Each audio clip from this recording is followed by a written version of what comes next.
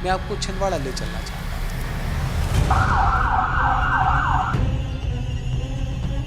एक cough syrup की वजह से बच्चों की मौत हो जाना।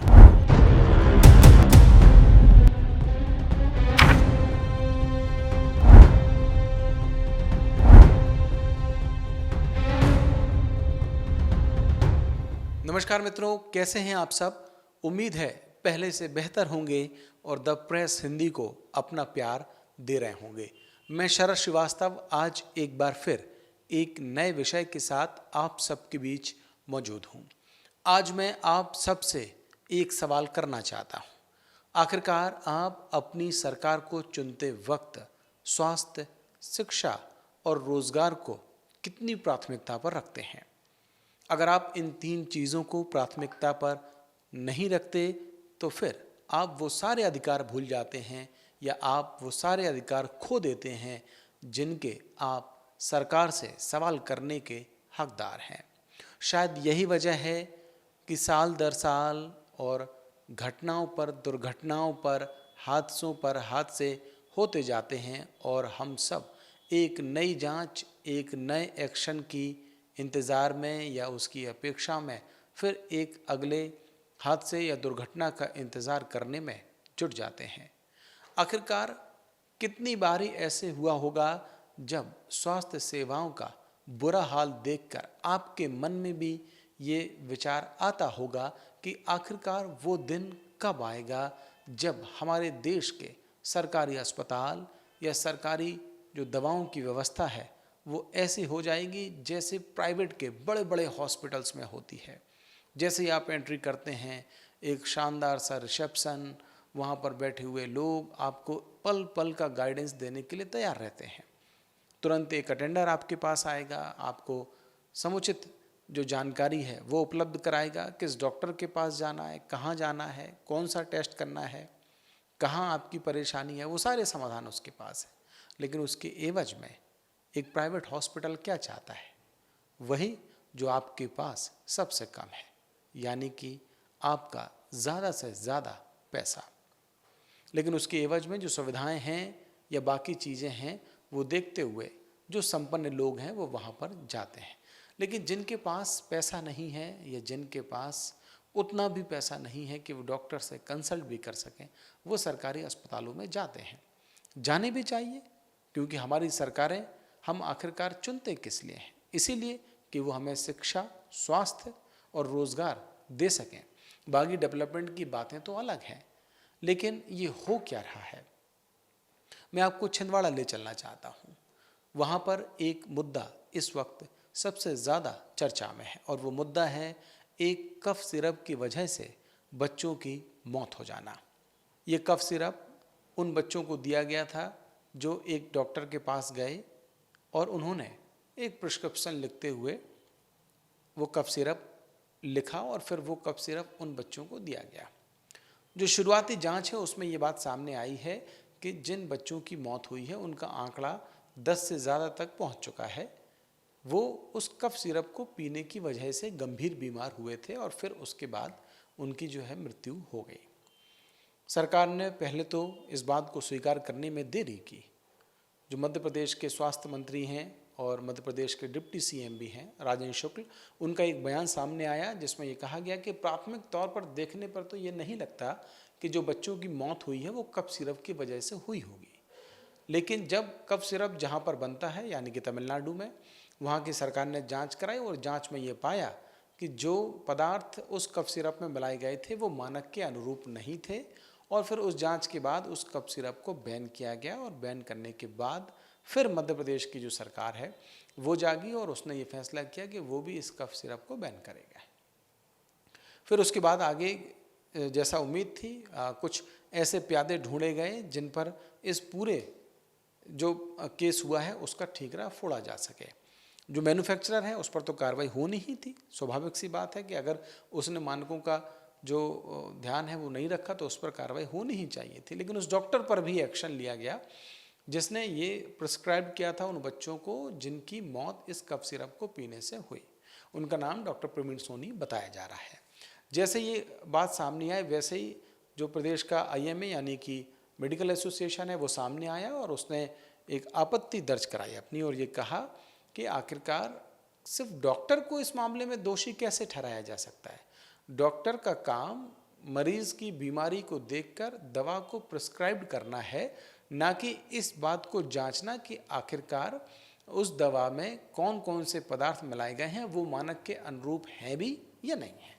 इसका काम ड्रग कंट्रोलर का है और बाकी जो अमला होता है उसका है जांच करने का। लिहाजा अब आईएमए ने ये कहा है कि अगर ये एक्शन एक तरफा लिया जाता है तो फिर जो स्वास्थ्य सेवाएं हैं वो प्रदेश में ठप पड़ सकती हैं।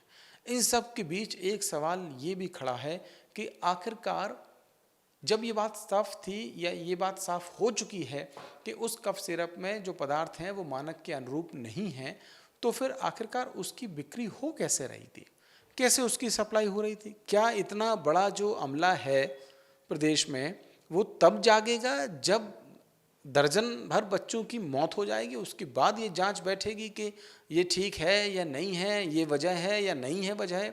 ये सिस्टम आखिरकार किसके लिए है और किसके लिए बना है? अगर ड्रग कंट्रोलर हैं या जो जांच करने वाले हैं वो जांच नहीं कर सकते, या जिन पर रोक लगाने की जिम्मेदारी है वो रोक नहीं लगा पाते, या जिन पर ये देखने की जिम्मेदारी है कि ये दवा मानकों के अनुरूप आती है या नहीं आती है, अगर वो नहीं कर पाते हैं तो फिर क्या करते हैं? मैं आपको एक तस्वीर दिखाना चाहता हूँ मध्य प्रदेश के स्वास्थ्य विभाग की, और ये दिखाना चाहता हूँ कि उस अमले की नींद तब जागी जब दर्जन भर से ज़्यादा बच्चों की मौत हो गई, जिसमें बड़े बड़े जो आईएएस अधिकारी हैं, बड़े बड़े जो अधिकारी हैं, उनका पूरा अमला बैठा हुआ है और वो सिर्फ अखबार कागज़ों में जो नीतियां बनाने का काम है या इम्प्लीमेंट करने का काम है या देखरेख का काम है, सिर्फ वहाँ तक सीमित रखना चाहते हैं। मैं आपको एक तस्वीर दिखाना चाहता हूँ और ये बताना चाहता हूँ कि मध्य प्रदेश का जो स्वास्थ्य विभाग है उसमें कितने बड़े बड़े अधिकारी बैठे हैं जो एक छोटी सी जो घटना है या एक छोटे से कफ सिरप की वजह से इतनी बड़ी घटना हो गई उसको नहीं रोक पा रहे हैं। सबसे पहले मैं आपको दिखाना चाहता हूँ, ये मध्य प्रदेश का जो स्वास्थ्य विभाग है खुद उसी की जो सरकारी वेबसाइट है उसका ये डाटा यहाँ पर उपलब्ध है। और मैं आपको ये बताना चाहता हूँ कि आखिरकार कितनी बड़ी फौज इस प्रदेश के स्वास्थ्य विभाग को संभालने के लिए सिर्फ आईएएस लेवल पर या मंत्री के लेवल पर या अधिकारियों के लेवल पर, नीचे का जो अमला है वो तो अलग है, उसकी बात तो छोड़ देते हैं, लेकिन क्या इन सब की कोई जिम्मेदारी नहीं बनती है किसी चीज़ की कि आखिरकार ये सब चीज़ें हो कैसे जाती हैं? और जब हो जाती हैं तो फिर प्रशासनिक तौर पर ये कार्रवाई वो कार्रवाई, इस सब के बाद में अपना पल्ला झाड़ने की कोशिश की जाती है। क्या उन मासूम के माता पिता को वो बच्चे अब लौटाए जा सकेंगे जो इस दुनिया से चले गए हैं? हरगिज़ नहीं। तो फिर सोचिए कि आखिरकार उसकी सज़ा भी दोषियों पर उसी अनुपात में क्यों नहीं होनी चाहिए।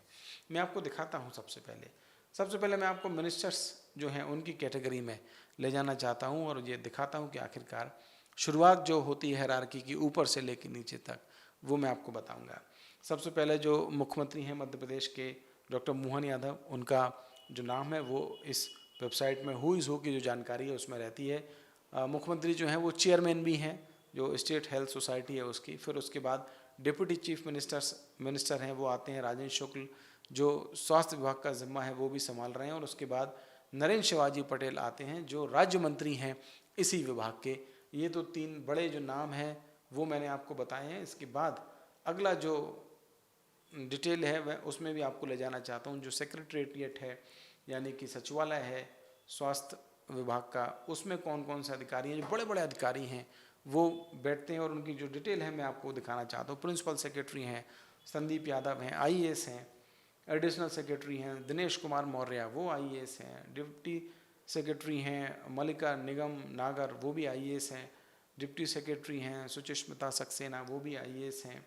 अंडर सेक्रेटरी लेवल के 2 अधिकारी हैं, सीमा डहेरिया, बबीता वासोनिया। ये जो नाम है वो मैं जो प्रमुख अधिकारी हैं उनके बारे में आपको दे रहा हूँ। फिर directorate of public health and medical education जो डिपार्टमेंट है उसमें अधिकारियों की अगर मैं आपको सूची दिखाऊं तो डायरेक्टर जो कमिश्नर हैं सबसे पहले तरुण राठी, वो भी आईएएस हैं, वो कमिश्नर हैं हेल्थ डिपार्टमेंट के।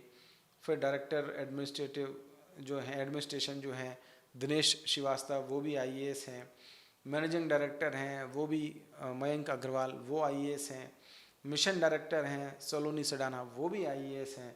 सीईओ हैं आयुष्मान भारत, डायरेक्टर हैं स्टेट ब्लड ट्रांसफ्यूजन काउंसिल के योगेश तुकाराम, वो भी आईएएस हैं। डायरेक्टर और भी हैं जो नॉन गजेटेड हैं, प्रोजेक्ट्स डायरेक्टर हैं सुचिस्मिता सक्सेना, हालांकि वो इन पर जो एडिशनल चार्ज है वो संभवतः होगा, लिहाजा उनका नाम लिखा है। प्रोजेक्ट डेवलपमेंट के नीरज सिंह हैं, वो भी आईएएस हैं। और बड़े जो अधिकारियों के नाम हैं या उनकी जानकारियां हैं वो इस वेबसाइट में आपको मिलेगी। ये मैं आपको इसलिए बताना चाह रहा हूँ कि आखिरकार जो इतना बड़ा अमला है उसमें जब कोई घटना या जब कोई हादसा होता है तो फिर उसके बाद कार्रवाई के लिए वो छोटे छोटे जो चेहरे हैं या वो छोटे छोटे पद हैं वो तलाशे जाते हैं जिन पर जिम्मेदारी का ठीकरा फोड़ने की कोशिश होती है, जो उस घटना से हालांकि जुड़े तो होते हैं लेकिन कहीं ना कहीं बड़े प्रशासनिक निर्णय लेने की जो जिम्मेदारी है वो उनके पास नहीं होती है। तो जो बड़े प्रशासनिक स्तर पर अधिकारी हैं या जो मंत्री हैं उनके निर्णय लेने की जो क्षमताएं हैं वो आखिरकार उसी वक्त में क्यों दिखाई देती हैं जब इस तरीके की कोई बड़ी घटना हो जाती है। क्यों नहीं इतने बड़े अमले को उसकी जिम्मेदारी उस वक्त में महसूस नहीं होती जब वो अपने पदों पर रहते हैं। मैं ये नहीं कह रहा हूँ कि प्रशासनिक तौर पर सभी अधिकारियों को जिम्मेदार ठहराया जाए, लेकिन अगर कोई घटना या दुर्घटना होती है तो फिर आखिरकार उसकी जिम्मेदारी क्यों नहीं तय होनी चाहिए उस बड़े पैमाने पर भी जिनकी जिम्मेदारी होती है कि वो नीचे तक के अमले से उसी हिसाब से काम लें जिसकी अपेक्षा एक आम मतदाता ने सरकार को चुनते वक्त की थी और ये सोचा था कि जब सरकार होगी तो फिर उनके लिए व्यवस्थाएं बेहतर होंगी। ये कमियां, ये खामियां ये बताती हैं कि अभी भी प्रशासनिक स्तर पर चाहे स्वास्थ्य की बात हो, शिक्षा की बात हो या और दूसरे मोर्चों की बात हो, और ज़्यादा काम करने की सरकारों को ज़रूरत है ताकि छिंदवाड़ा का जो दर्द है, वहाँ के जो माता पिता हैं उन मासूमों के उन्हें जो मिला है वो आगे कभी किसी और माता पिता को ना मिले। आप क्या सोचते हैं कि आखिरकार छिंदवाड़ा के कफ सिरप कांड में दोषियों पर क्या कार्रवाई होनी चाहिए? आप हमें कमेंट करके बता सकते हैं। और आज हमारा चर्चा का जो विषय है वो यहीं तक है। अगली बार फिर एक नए विषय के साथ आप सबके बीच मौजूद रहूँगा। तब तक के लिए मुझे दीजिए इजाज़त। नमस्कार।